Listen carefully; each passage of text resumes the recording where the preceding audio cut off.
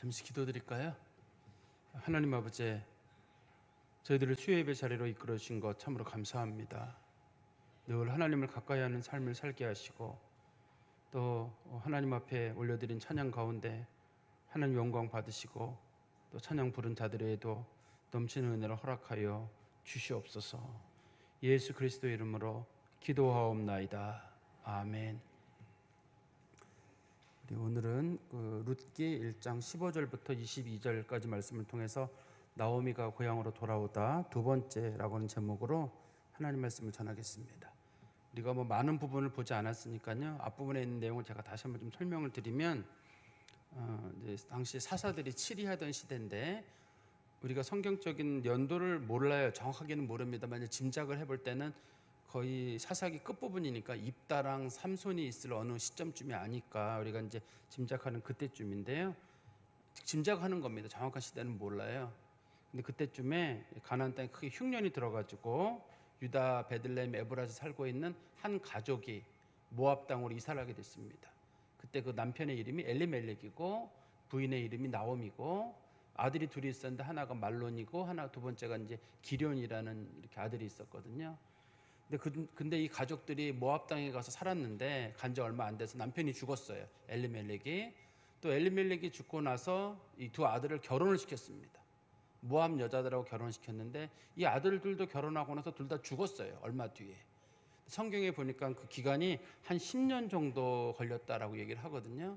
그러니까 가나안 땅을 떠나서 모압 땅에 간 지 10년 어간 사이에 남편 죽고 아들 둘 다 죽고, 그래서 처음에는 이제 혼자 남았었는데 이제 며느리까지 둘 다 생겨가지고 며느리까지 합쳐 여자 3명이 이제 그곳에 남게 됐습니다. 그런데 이제 가나안 땅에서 들려오는 소리가 가나안 땅에 하나님께서 비를 내려주시고 다시금 추수할 수 있도록 하나님이 기회를 주셨다, 이런 소문이 들리니까 나오미가 돌아가야 되겠다. 이젠 여기는 모압 땅에는 머물 이유가 없어요. 아들이 있다든지 남편이 있으면 여기서 머물 수도 있겠는데 아들도 남편도 없는 그런 상황에서 돌아가야 되겠다 이제 마음을 먹고 자기 돌아가겠다라고 하니까 며느리들도 그럼 저희도 따라가겠습니다. 저희도 따라가서 어머니랑 같이 하겠습니다라고 얘기하니까 나오미가 따라가지 마라. 나를 따라와봤자 별 도움이 되지 않는다. 너희들이 그 땅에 가면 분명히 이제 편견과 차별 속에 있게 될 건데 그 땅에 돌아갈 생각을 하지 말고 그냥 너희 어머니 집으로 돌아가서 그냥 거기서 너희들 재혼하고 살아라. 나는 그동안 너희들이 내 아들들 살아있을 동안에 병 간호하고 도와준 것도 고맙고 지금까지 나를 수발해 준 것도 고마운데 여기까지가 우리 관계인가 보다. 이제 돌아가서 좋은 사람 만나서 재혼해라. 이 사람네들이 당시에 몇 살인지는 모르지만 성경의 결혼 연령을 따져보면 한 20살쯤 되는 여자들입니다. 당시에. 그쯤 되니까 이제 돌아가서 재혼을 하라고 이제 시어머니가 권했거든요. 근데 이제 며느리 둘 다 돌아가지 않겠다고 했습니다. 그래도 돌아가지 않겠다. 그런데 이제 시어머니가 생각해 봤을 때 이 며느리들이 그냥 자기 시어머니 좋아하는 마음에 그냥 열심히 있는 마음의 얘기를 꺼내는 것 같아가지고 합리적으로 얘기를 꺼냈어요. 얘들아, 나를 따라가 봤자 아무 소용이 없다. 왜냐하면 너희들이 나를 따라가서 혹이라도 미래가 있다 그러면 좋은데 전혀 너희들이 날 따라가서는 미래가 없다.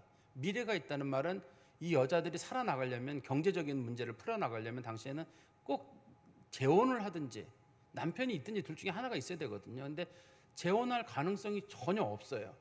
당시에는 아무랑 재혼하는 게 아니라 재혼을 하려면 남편의 동생들하고 재혼을 해야 되거든요. 당시에 형사 취수제도라는 게 있었기 때문에. 그렇기 때문에 다른 사람하고는 재혼할 수가 없어요. 이 동네에 사는 이상은.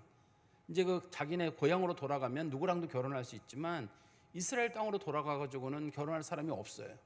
마땅한 사람이.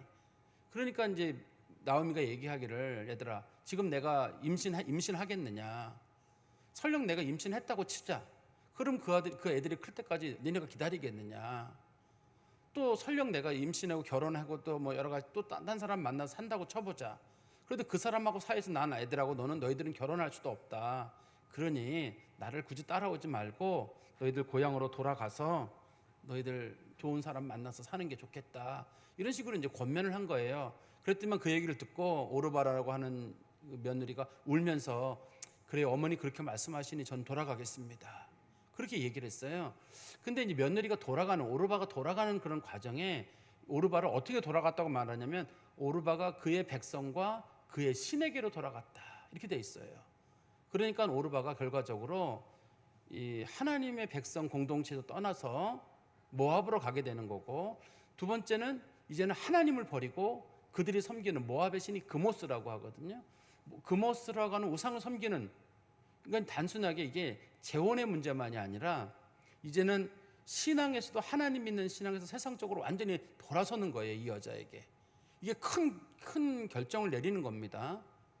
당시에 이제 예를 들어서 이 본문에 나오는 것처럼 룻이라고 하는 여자는 인생을 포기하고 신앙을 선택하는 경우인 거고, 오르바는 신앙을 포기하고 인생을 선택하는 경우예요. 어떤 게 좋은 선택인가요? 우리가 일반적으로 내 인생을 과연 포기하고 전체를 우울하게 살면서 내가 신앙의 길로 갈 것인지, 아니면 신앙을 포기하고 내가 인생의 길로 갈 것인지. 우리가 간혹 왜 기독교 박해 역사 이런 거 보면 뭐 카타콤에 살았던 성도들이라든지, 혹은 일본에 오랫동안 일본도 오랫동안 박해가 있었거든요. 기독교 박해가 한 300~400년 정도 있었어요, 일본에요. 그랬을 때 일본의 그 기리스탄이라고 불려진 사람들이 동굴에 들어가 살았거든요. 한 300~400년 동안을. 로마 이상으로 일본 그리스도인들이 그렇게 했습니다. 직업도 갖지 않고 산에서 내려오질 않았어요, 아예요. 동굴에서.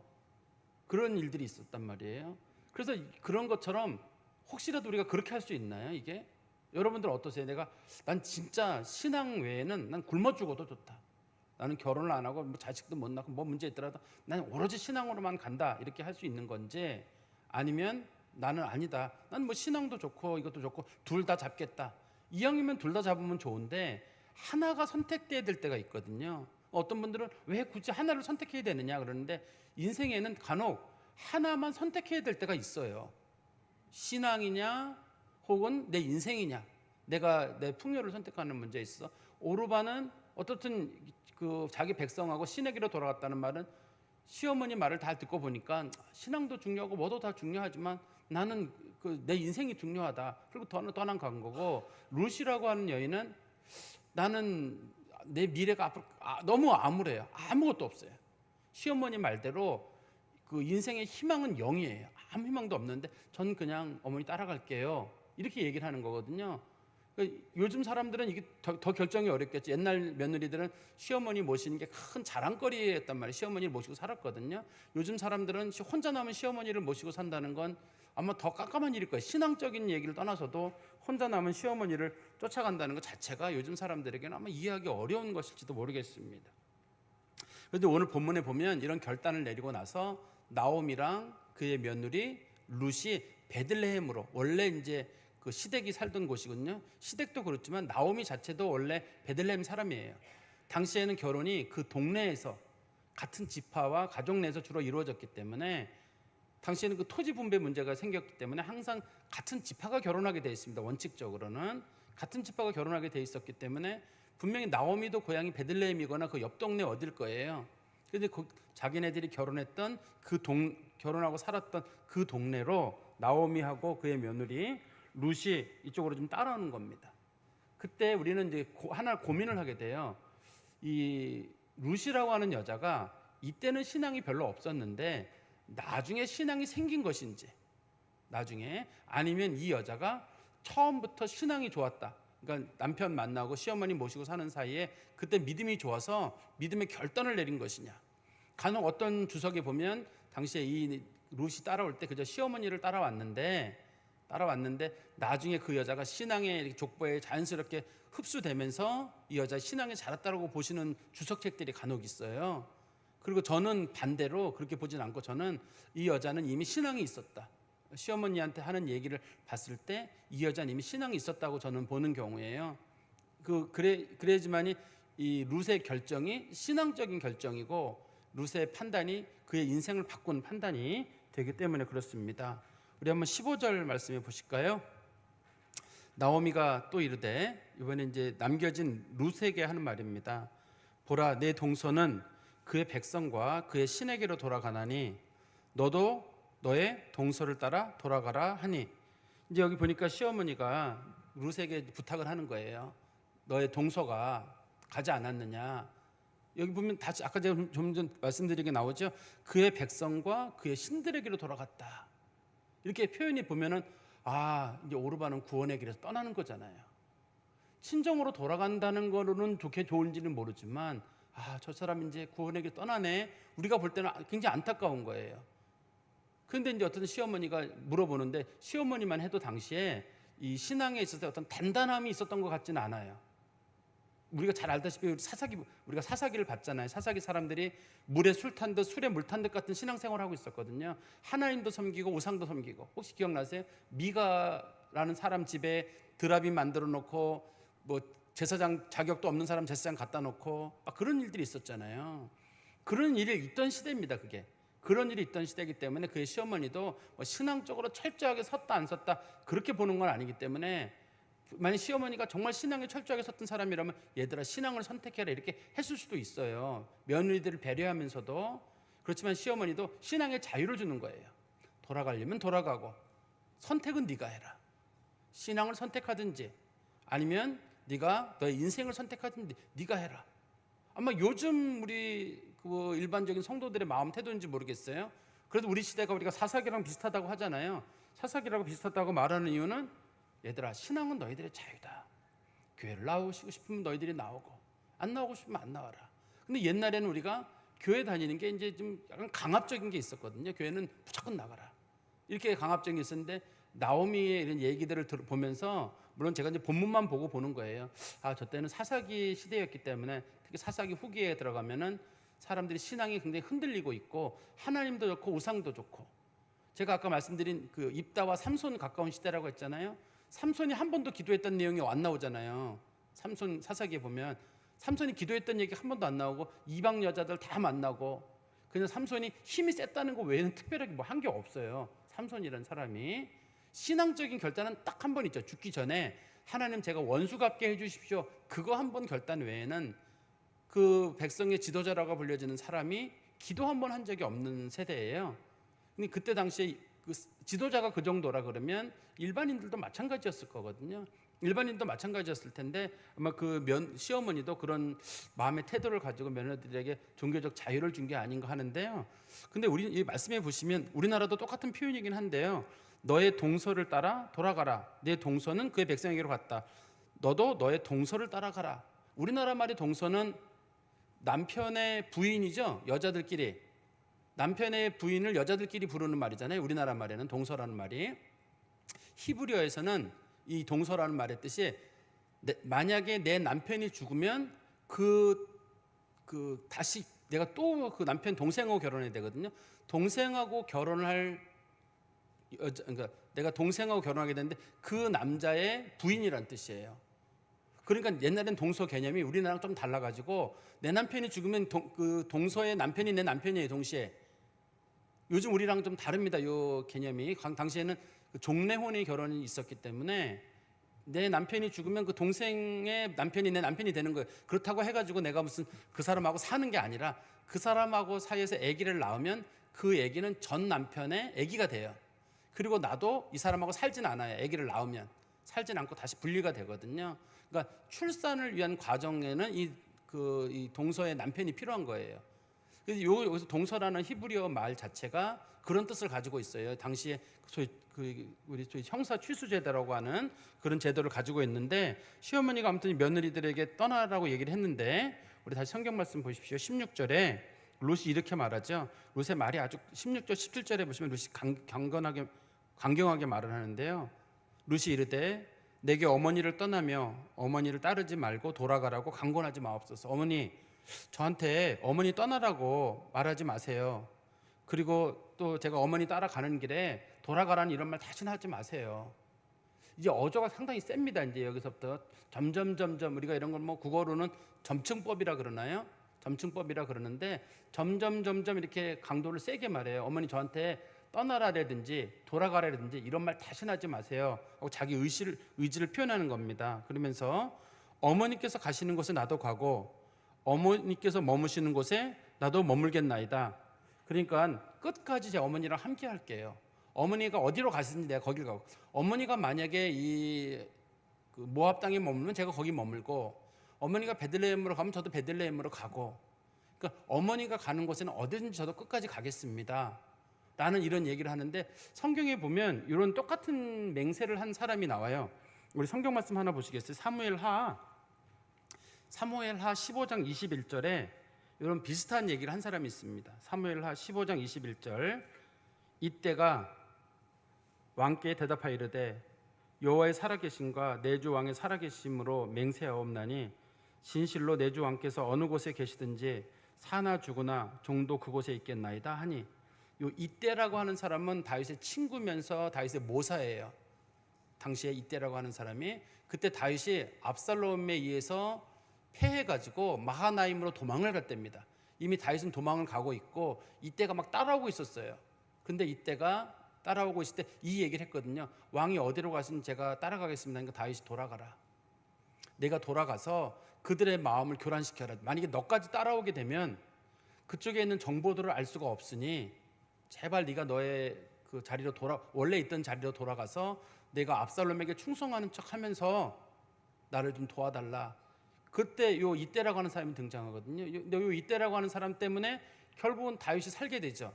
압살롬이 막 추격하려고 할 때, 다윗을 추격한다고 할 때 이때가 얘기하거든요. 추격하지 마십시오. 다윗이라는 사람은 약은 사람이라서 백성들 틈에서 자지 않습니다. 쫓아가봐도 소용없습니다. 그런 얘기를 하는 바람에 추격하려고 하다 추격이 늦어져요. 며칠 추격이 늦어지면서 다윗이 도망을 갈 수 있어요. 원래는 다윗에 대해서 아히도벨이 조언할 때는 지금 추격해라. 다윗은 군인들 사이에 있을 거기 때문에 분명히 지금 가서 거기를 공격을 하게 되면, 당시 압살롬의 군대는 수십만이고 다윗을 따라가는 사람들은 600명이거든요. 얼마 안 돼요. 그래서 거기를 덮쳐버리면, 오늘 밤에 덮치면 다윗이 요단강을 건너지 못하고 죽을 것이다 라고 이제 다윗의 모사였다가 배신하는 사람, 그 사람이 다윗의 속마음을 읽는 사람이에요. 성경에 보면 다윗의 속마음을 읽는 사람이 딱 한 사람 나오는데 그 사람이 아히도벨이거든요. 근데 그 아히도벨이 다윗을 배신하게 돼요. 이 아히도벨이 우리아의 아내 밧세바의 할아버지예요, 성경에서.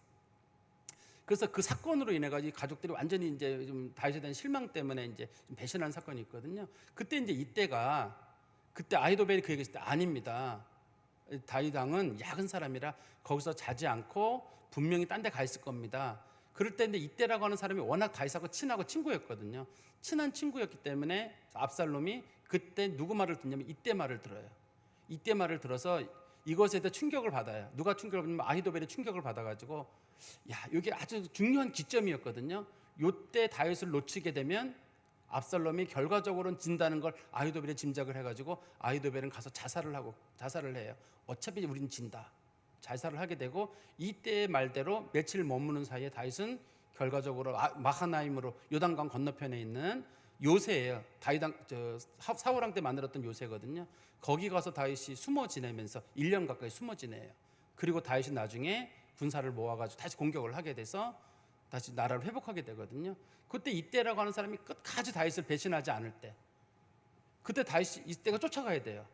왜냐하면 다윗을 따르던 사람들을 다 죽였거든요. 다 죽이고 소수의 사람들만, 주로 누구만 남았냐면 용병들만 남았어요. 원래 다윗의 유대인 지도자들은 다 다윗을 배신했고, 블렛 사람이라고 하는 사람들이랑 그렛 사람들은 주로 다 이방인 용병들입니다. 그 사람들만 다윗을 쫓아가고 있을 때인데, 이때도 안 쫓아가면 이때도 죽어요. 근데도 이때가 쫓아간다고 다윗이 남으라고 할 때, 그때 그런 상황이거든요. 근데 이런 거랑 상황이 비슷해요. 지금 그 룻도 꼭 자기가 쫓아가면 자기한테 어려움이 있을 일이지만, 그래도 내가 끝까지 따라가겠다, 포기하지 않겠다, 그렇게 말하는 걸 보면 상당한 정도의 어떤 신의를 보이는 그런 태도라고 우리가 볼 수 있을 것 같습니다. 그리고 다시 성경으로 돌아가 보시면, 우리 성경 말씀에 16절에 중간쯤에 보시면, 어머니의 백성이 나의 백성이 되고 어머니의 하나님이 나의 하나님이 되시리니. 저는 이 부분이 그 룻이라고 하는 여인의 아주 큰 장점이라고 봐요. 이 사람이 하나님 앞에 중요한 결정을 내리게 되는데, 하나님도 선택하고 자기 시어머니도 선택해요. 저는 어머니의 하나님만 따르겠습니다. 그 얘기를 한다 그러면, 저 여자 신앙 좋은 여자구나. 근데 이 사람은 신앙도 선택하지만 동시에 시어머니도 선택하는 거예요.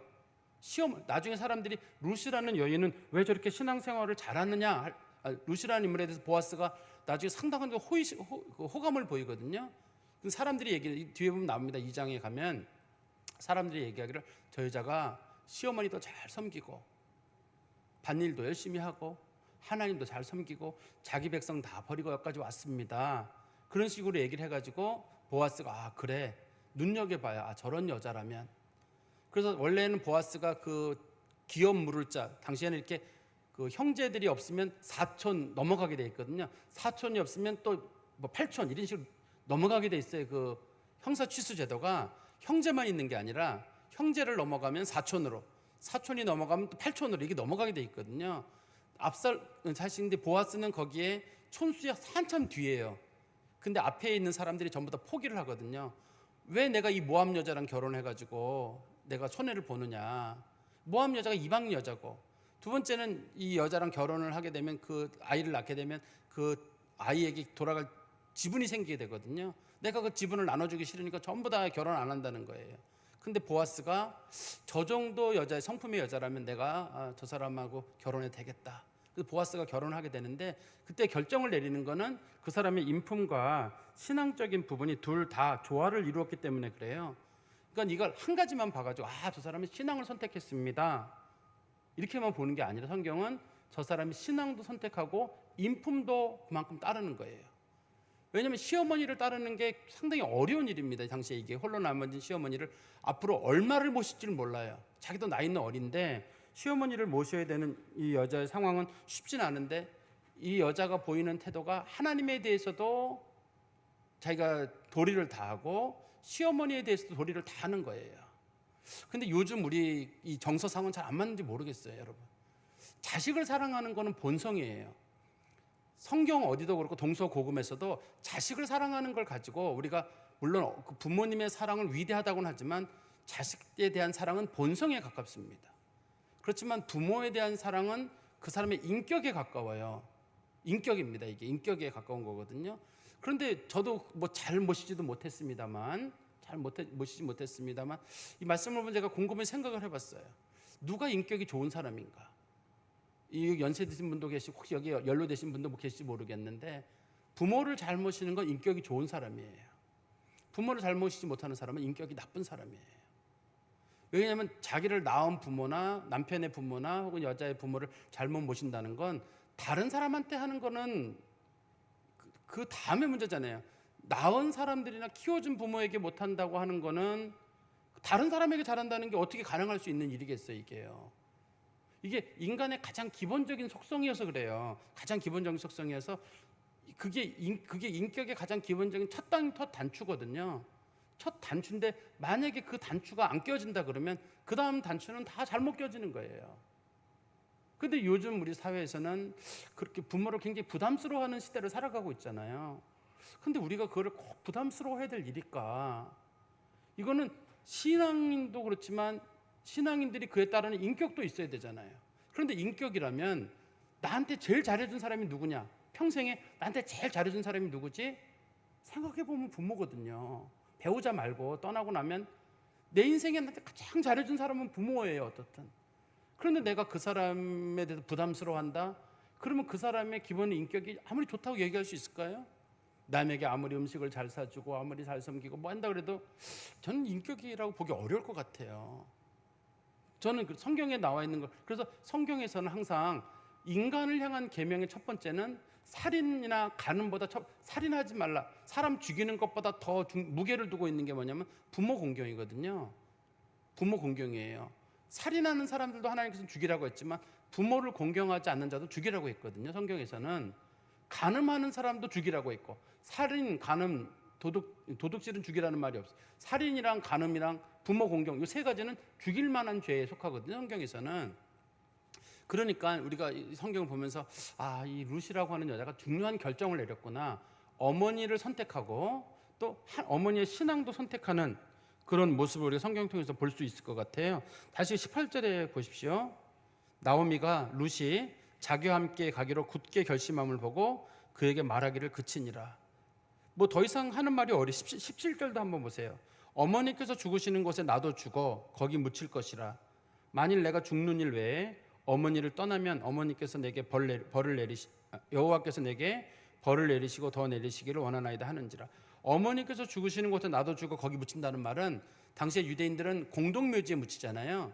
돌을 파가지고 가족묘지가 있거든요. 우리 말하면 이제 납골당처럼 가족묘지가 있어가지고 가족묘지 정 가운데 들어가면 큰 돌판이 있어요. 돌판에다가 사람이 시신을 올려놔요. 1년 정도 지나면 시신이 썩거든요. 그러면 그 뼈를 추스려가지고 옆에다가 이제 감실 같은 게 있어가지고 거기다 집어넣어요. 막 여기 맨 위에는 할아버지, 여기는 할머니, 뭐 증조 할아버지 이런 식으로 가족묘지가 있거든요. 나오미도 죽으면 베들레헴에 있는 가족묘지에 묻힐 거거든요. 가족묘지에 묻히게 되는데 이 여자가 하는 말이 저도 어머니랑 가족묘지에 같이 묻힐게요. 이렇게 말하는 거거든요. 우리처럼 뭐 죽으면 따라 죽겠습니다. 이런 표현이 아니라 저는 우리나라 표현으로는 저는 죽어도 이 집에 성씨가 뭔지는 모르겠는데 뭐 무슨 집안 저는 뭐 귀신이 되겠습니다. 이렇게 말하는 것처럼 이 룻이 자기가 할 수 있는 최대한의 예의를 가져서 저는 그 집 사람으로 끝까지 있겠습니다라고 하니까 시어머니가 그 얘기를 듣고 그래 내가 더 이상 얘한테는 말할 필요가 없겠다. 얘가 마음이 굳었나 보다 하고 이제 그 며느리의 말을 듣는 거죠. 우리 19절입니다. 이에 두 사람이 베들레헴까지 갔더라. 베들레헴에 이를 때 온 성읍이 그들로 말미암아 떠들며 이르기를 이가 나오미냐 하는지라. 이 사람네들이 지금 이제 베들레헴에 가게 됐는데요. 근데 이 베들레헴 사람들이 나오미를 굉장히 반기는 모습이 나오잖아요. 아, 이 사람 나오미냐 하는데 이 사람 나오미 아니야? 라는 뜻도 있지만 또 한 가지 뜻에 보면 이 사람이 나오미가 맞아? 라고 하는 생각이 드는 거예요. 왜냐하면 나오미란 이름의 뜻 자체가 기쁨이란 뜻이고 예쁘다는 뜻이에요, 원래. 그런데 이 사람이 지난 10년 동안에 나가가지고 고생하고 그런 상황을 보니까 이게 그 사람 맞나 이런 뜻이에요. 두 가지 뜻이 다 있어요. 하나는 이 사람이 그때 나오미 왔네? 이런 뜻도 있습니다. 우리나라 말에 나오미 왔네? 라고 나오미를 반기는 모습이 하나가 있고 또 이거를 반어반적으로 보면 이 사람이 그때 그 나오미가 맞아? 근데 얼굴이 왜 이렇게 망가졌어? 라고 이제 약간 이 여자에 대해 측은한 마음을 가지고 있는 모습이에요. 근데 성경에 보다 보면 며느리 얘기가 없어요. 저 여자는 누구야? 그런데 저 여자는 누구인가? 이렇게 물어본다는 얘기가 있어야 되는데 여자에 대해서 물어보질 않아요. 물어보지 않는 이유는 첫 번째는 이 사람이 누군지 몰라요. 모르기 때문에 누군지 물어보지도 않지만 관심도 없어요. 모압 여자가 피부 색깔이 다르거든요. 피부 색깔이 다르기 때문에 금방 알아볼 수 있어요. 그런데 나오미랑 같이 온 저 여자는 누구냐? 근데 그 얘기가 없어요. 물론 나중에 이제 이 룻이 다른 집에 가서 이제 이렇게 그 씨앗을 주워 먹고 그런 걸 보면서 저 집이 나오미네 집에 있는 여자래라고 얘기는 하거든요. 그렇지만 이 본문에 보면 사람들은 룻이라는 여자에 대해서는 아무 관심이 없어요. 그러니까 룻은 이 땅에 머무는 동안에 지금의 모습으로만 놓으면 희망도 없지만 사람들도 이 여자를 완전히 차별을 해가지고 거기서 크게 희망을 가질 그런 상황이라고 보기는 어려울 것 같아요. 그런데 성경 말씀 20절에 보십시오. 나오미가 그들에게 이르되 나를 나오미라 부르지 말고 나를 마라라 부르라. 이는 전능자가 나를 심히 괴롭게 하셨습니다. 자기 이름을 마라라고 부르래요. 나오미의 반대말인 마라거든요. 그러니까 원래 이름이 자체가 예를 들어서 어떤 사람이 이름이 방글이에요. 방글방글 웃는 분이라고 했는데 너무 얼굴이 힘드니까 나 이제 방글이라고 하지 말고 나를 뭐 울적이라고 불러라라든지 이런 식으로 아주 이렇게 너무 자기 상황이 근데 이름이 방글이면 막 울고 있는데도 사람들이 왜 이렇게 방글이 왜 그래? 그럴 때 방글이라는 말과 그 울고 있는 모습이 잘 안 어울리잖아요. 그런 것처럼 지금 나오미가 자기 이름의 뜻이 원래 기쁘다, 뭐 예쁘다 그런 뜻이거든요. 나를 나오미라고 부르지 말고 나를 이제부터 마라라고 불러라. 마라라는 말의 뜻은 괴롭다는 뜻이거든요. 이스라엘 백성들이 출애굽하고 나서 홍해 건넌 다음에 굉장히 좋아가지고 막 날뛰다가 나중에 물을 먹게 되는데 그 물이 쓴 물이잖아요. 소금이 들어있는 물이거든요. 먹지 못하는 물. 그래서 우리가 이 물을 먹고 죽으란 말이냐. 그래서 이스라엘 백성들이 그 물을 마라라고 불러고 마라의 쓴물이라고 성경에 부른 게 출애굽기에 보면 나오잖아요. 그런 것처럼 사람이 살기 어려운 어떤 상황, 당당한 괴로움을 마라라고 부르거든요. 근데 자기 이름을 마라라고 부르라고 하는데 그거 그냥 하는 말이에요. 실제로 이 여자가 내 이름을 마라라고 부르라고 이제부터 사람들이 그래 이제부터 너희 이름은 나오미가 아니다 마라라 이렇게 부르겠다 이런 게 아니잖아요. 우리가 이래서 아브람은 이름을 고쳐가지고 아브라함으로 고치거든요. 사람들한테 얘기해요. 나 이제 아브람이라고 부르지 말고 아브라함이라고 불러라. 그래서 사람들이 그 사람의 이름을 그저 아브라함이라고 불러요. 또 사례도 그냥 어미라는 뜻에서 열국의 어미라는 뜻으로 이름을 사라로 고치거든요. 그러면 사람들이 그때부터는 사라라고 불러요. 야곱도 마찬가지예요. 자기 이름이 이제부터 나 야곱이 아니라 이스라엘이다. 하나님과 싸워서 이겼다면 사람들이 그때부터는 그 사람을 이스라엘이라고 불러요. 간혹 이제 뭔가 문제가 있을 때 일부러 야곱이라고 놀려 부르는 수는 있지만 원칙적으로 그렇게 따라 부르거든요. 근데 여기서는 이 여자가 자기 이름을 나옴이라고 부르지 말고 마라라고 부르라고 했다고 해가지고 이 여자가 나를 실제로 마라라고 불러라 이렇게 한 뜻은 아닙니다. 근데 옆에 가가지고 네가 그때 마라라고 부르라 야 마라야 뭐 이런 식으로 부르면 큰일 나는 겁니다. 이게 제가 이 얘기를 왜 드리냐면 고통스러움에 처한 사람들은 어려움에 처한 사람들은요 이게 자기도 모르게 나 인생에 재미도 없고 나한테 관심도 갖지 마. 내가 인생에 실패했고 내가 잘못 살았고 내가 뭐 돈 관리도 못했고 내가 자식 관리도 못하고 그래서 내 인생은 이렇게 된 것 같아. 그럴 때 사람들한테 그 얘기가 넋두리란 말이에요. 진짜가 아닙니다. 그게 넋두리인데 그걸 그대로 받아들여가지고 아무개 권사님이 그랬는데 저 사람은 돈 관리 못하고 자식 관리 못하고 뭐 관리 못했대. 그대로 전하면 그거 안 되는 일이에요. 그냥 힘들어서 넋두리를 한 겁니다. 이 사람이 지금 보세요. 또 다른 넋두리가 어디 나오냐면 20절에 보십시오. 내가 풍족하게 나갔더니 여호와께서 내게 비어 돌아오게 하셨느니라. 사실 이 여자는 풍족하지 않았어요. 가난했어요. 가난해서 가나안 땅에 살다가 마침 기근까지 들어서 할 수 없이 모압 땅으로 간 거거든요. 여기서 말하는 풍족이라 이 나오미가 얘기했던 풍족은 그래도 남편이 있었고 자식들이 있었다는 얘기예요. 그게 이 여자가 말했던 자기 재산의 전부예요. 남편하고 자식이 재산의 전부거든요. 근데 하나님이 그것마저 빼앗았다는 뜻이에요. 그렇다고 해서 하나님이 이 사람 걸 뺏었으니까 하나님을 원망하느냐 그런 건 아닙니다. 다시 또 보세요. 21절에 보시면 여호와께서 나를 징벌하셨고 여호와께서 나를 괴롭게 하셨거늘 너희가 어찌하여 나를 나옴이라 부르느냐. 나 하나님 앞에 벌받은 것이다. 내가 하나님 앞에 벌받은 것이니까 그래서 내가 이렇게 어렵게 됐다라고 얘기할 때 이 여자가 지금 진심을 얘기하는 건가요? 이거를 진심으로 받아들이는 사람들은 야 나오미가 벌받았대. 하나님 앞에 벌받은 사람들은 저렇게 돼. 남편 죽고 자식 죽고 뭐 이렇게 얘기하는 생각하기 쉬운데 그렇게 생각하시면 안 됩니다. 이거는 그냥 이 여자가 너무 삶이 힘들면 자기 인생에 넋두리를 하는 거거든요. 만약에 여러분들 누가 어려운 일을 당했어요. 경제적으로 참 어려움을 놓였어요. 그 사람한테 찾아가서 위로를 하다 보면 목사님 위로하지 마세요. 제가 하나님 앞에 신앙생활을 못해서 이렇게 어려움이 오나 봐요. 그렇게 그분이 얘기를 하신다든지 내가 인생을 제대로 살았어야 되는데 내가 인생을 제대로 살지 못해서 이런 일이 왔나 봅니다. 제가 좀 똑똑했었어야 되는데 내가 똑똑하지 못하고 얕지 못해서 이런 일이 생긴 것 같아요. 내가 사람을 잘 믿어가지고 내가 이렇게 속임을 당했습니다. 이렇게 누가 얘기를 한다고 한번 해보세요. 그러는 경우 이거를 그대로 받아들이는 목회자가 그래요 권사님 신앙생활 못해서 온 겁니다. 앞으로는 신앙생활 잘하세요. 이렇게 조언을 해야 되나요? 가서 권사님 지금까지 똑똑하지 못했지만 똑똑하게 사세요. 그렇게 해야 되는 거 그런 뜻이 아니잖아요. 이거는요 이 사람이 똑똑하지 못했다거나 신앙생활을 못했다거나 그런 건 아니에요. 열심히 살았는데 인생이 이렇게 안 풀린 경우란 뜻이에요. 인생이 안 풀린 경우이기 때문에 혹시라도 여러분들께서도 인생에 어려움을 겪는 분들이 넋두리를 할 때 좀 넋두리를 잘 들어주세요. 우리 욥기에서도 봤지만 사람들이 제일 싫어하는 게 남이 넋두리하는 거 제일 싫어해요. 힘든 사람들이 막 변명하고 그런 거 되게 싫어하거든요. 욥의 친구들도 처음에는 욥을 위로하다가 욥이 힘들어가지고 투덜투덜 거리니까 그걸 듣다가 나중에는 그 짜증이 나가지고 제발 좀 네가 잘못했으니까 이런 일이 왔겠지 하고 몰아붙인단 말이에요. 처음에는 일주일 동안 욥의 친구들이 같이 울었다고 돼 있어요. 울고 난 다음에 욥이 똑같은 얘기를 계속하는 거예요. 욥의 얘기는 똑같거든요. 제가 이래서 바보 같아서 바보 같아.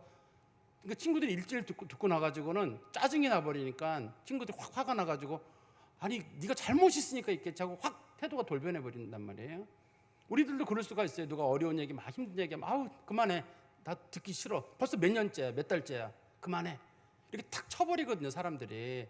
그렇게 넋두리를 하는 사람들은 그렇게 얘기하면 자기를 치료하는 과정이에요. 그게 자기를 치료하는 과정에서 제가 신앙생활을 못해서 그런 뜻이 아니라 신앙생활을 했는데 실제로는 이렇게 됐어요. 제가 똑똑하지 못해서라는 말은 나름대로는 열심히 살았는데 끝이 안 좋았습니다. 이런 뜻으로 이걸 이해를 해야지 넋두리로 보면 안 돼요. 만약에 그 짜증을 내기 시작하면 내가 똑같은 상황에 놓였을 때 다른 사람도 똑같이 반응을 보일 거예요. 그러면 사람이 힘들 때 누구랑 얘기를 해요? 사람이 힘들 때 가까이 있는 사람들에게 넋두리를 하고 그러면서 고쳐나가고 그런 과정들인데, 힘들다고 듣기 싫다고 몰아버리고, 저 사람은 신앙생활 안 하더니만 그 꼴 좋다라든지, 누가 좀 생활이 나은 사람은 저 사람은 신앙생활을 잘했다고 본다든지, 그런 식으로 사람을 평가 내리는 건 옳지 않아요. 저는 이 나오미 얘기가 그냥 자격지심이에요. 남편 죽고 아들들 다 죽고, 그 나름대로 살아보려 나갔다 왔는데, 우리로 말하면 이제 가족들이 다 챙겨가지고 미국으로 이민 갔다가 쫄딱 망해가지고 돌아왔는데 아무것도 없이 그냥 이렇게 남아 있는 거, 뭐 이쯤 정도 된다고 생각하시면 될 것 같아요. 사람들이 잘 산다고 나갔다가 꼴 좋다 이렇게 볼 수 있을 거거든요. 그러니까 나오미가 말하기를, 하나님 앞에 내가 벌 받았나 봐요. 떠나지 말았어야 됐는데 내가 나가서 이렇게 이런 일이 생겼나 보다, 이렇게 얘기를 할 때 그거를 그 여자의 넋두리 정도로 보셔야지, 이걸 액면 그대로 받아들여 가지고 이 사람이 지금 하나님 앞에 벌을 받았다. 여기 보면 두 가지 나오잖아요. 하나님이 여호와께서 나를 징벌하셨고 여호와께서 나를 괴롭게 하셨다. 내게 고난을 주셨다는 말로 이걸 받아들이게 되면 사람들이 오해를 할 수 있어요. 그러니까 이거를 그냥 단순하게 나오미 넋두리 정도로 보시면 될 것 같습니다. 그리고 마지막 22절입니다. 나오미가 모압 지방에서 그의 며느리 모압 여인 룻과 함께 돌아왔는데, 그들이 보리 추수 시작할 때 베들레헴에 이르렀더라. 지금 이 사람들이 돌아온 시기가 보리 추수 시작할 때라고 하니까, 이스라엘은 보리 추수가 남쪽 지방은 한 4월 달에 하고 북쪽 지방은 5월 달에 해요. 보리 추수 기간이 다릅니다. 그래서 이스라엘 보리 추수 기간은 언제냐 그러면 보통 4월 달에서 5월 달입니다. 이렇게 말하거든요. 요때는 중부 지방이거든요. 여기가요. 이스라엘 중부 지방쯤 되니까 한 4월 말에서 5월 초 어디쯤 될 거예요. 이 시기가요. 보리 벨 때가. 그리고 그다음 밀을 벨 때는 5월 달부터 6월 달이에요. 한 달 정도 차이가 나요. 보리랑 밀은 그 다음 달에 추수를 하거든요. 이때는 보리 벨 때라고 하는데, 우리가 조심해서 볼 단어가 하나 있어요.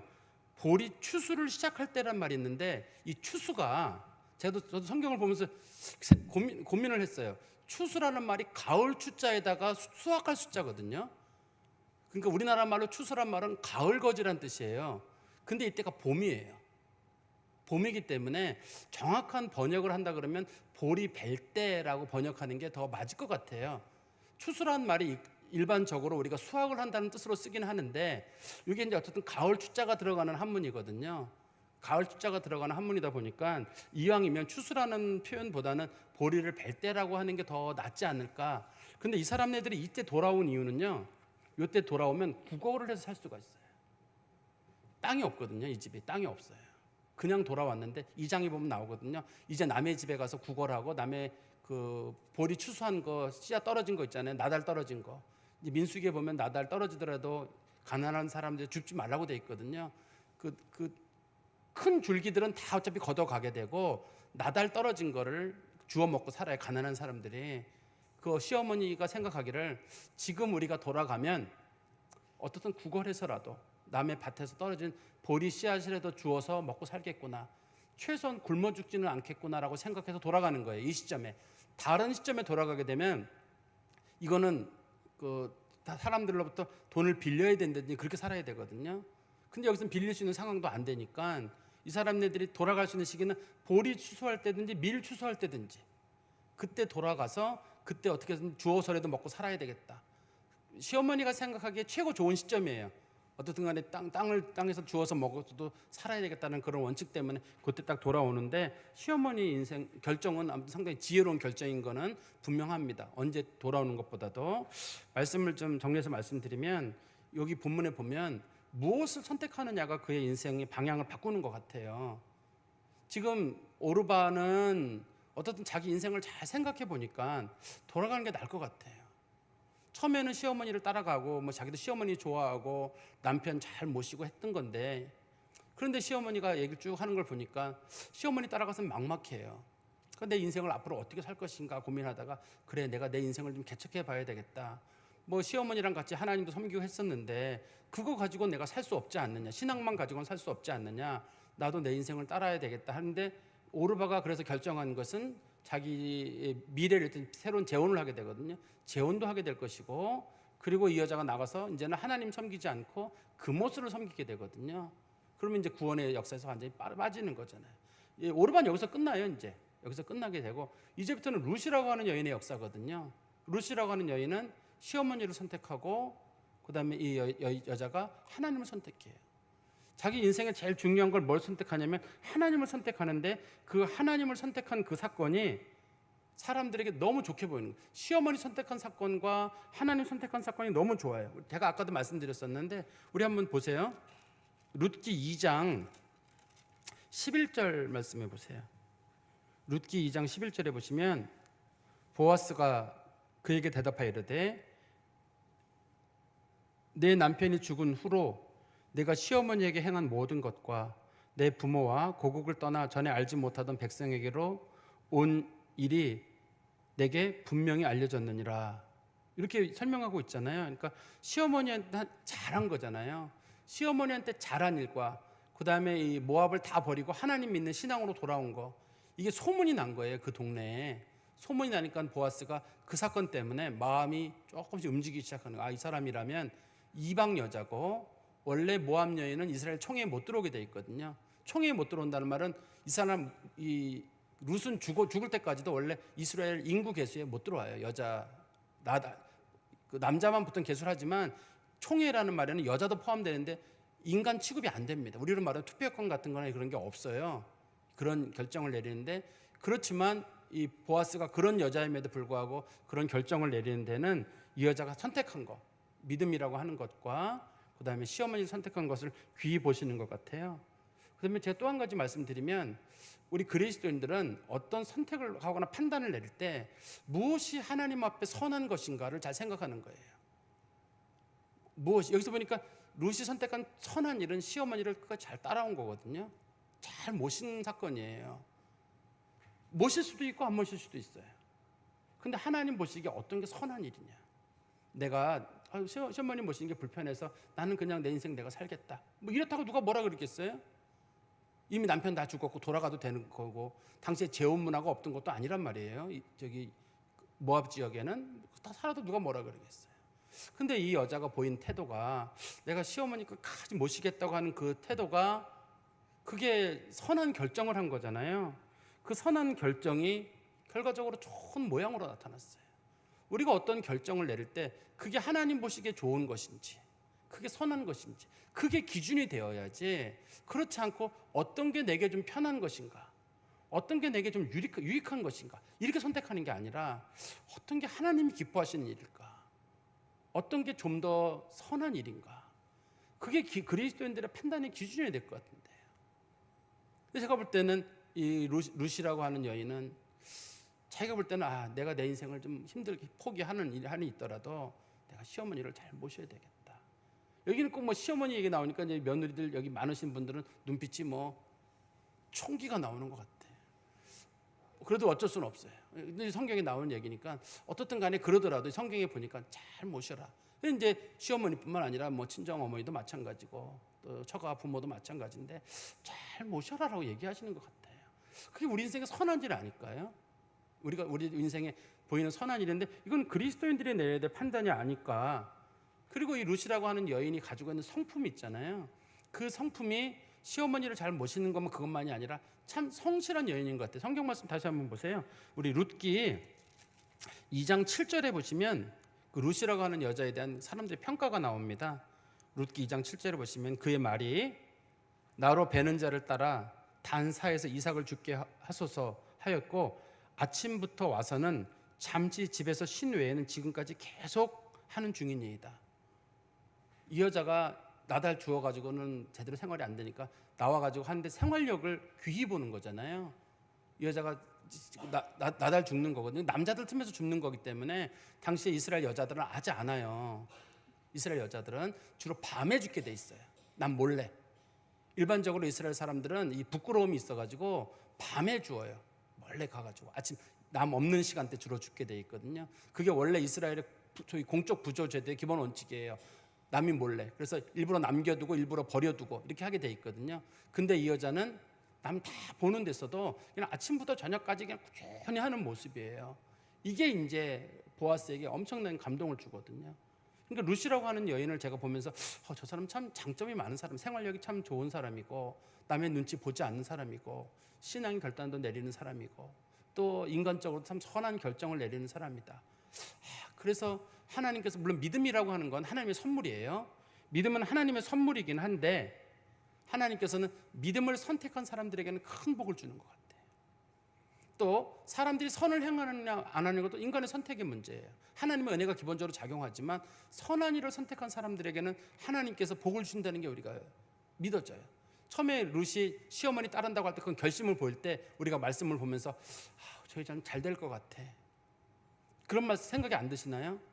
어려운 결정을 내릴 때 어머니가 가는 곳에 저도 가고, 어머니가 멈추는 곳에 저도 머물고, 어머니 죽으면 저도 거기서 죽고, 어머니 묻히는 저도 묻히고, 어머니의 백성이 저의 백성이 되고, 어머니 하나님이 저의 하나님이 되고, 어머니 저 돌아가라고 하지 마세요, 저 끝까지 따라갑니다 할 때, 저 정도의 결단이 있는 여자라면 잘 되겠다 왠지. 끝이 참 좋게 끝나잖아요. 우리 그리스도인들 이 말씀을 좀 마음에 두시고 믿음과 소위 그 선한 민, 인성의 조화를 잘 이루는 그런 성도 되시기를 간절히 소망합니다. 기도하겠습니다. 하나님 아버지, 주님의 은혜 감사합니다. 하나님께서 이방 여인이고 구원의 백성에서 멀었던 자들을 하나님께서 불러서 하나님의 믿음의 가문의 중심에 세우시고 복과 은혜를 주시는 과정을 저희들이 말씀을 통해서 보았습니다.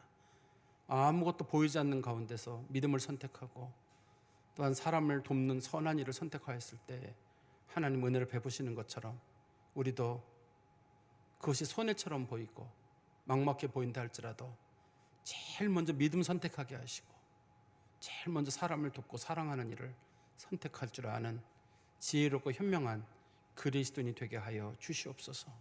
예수 그리스도의 이름으로 기도하옵나이다. 아멘.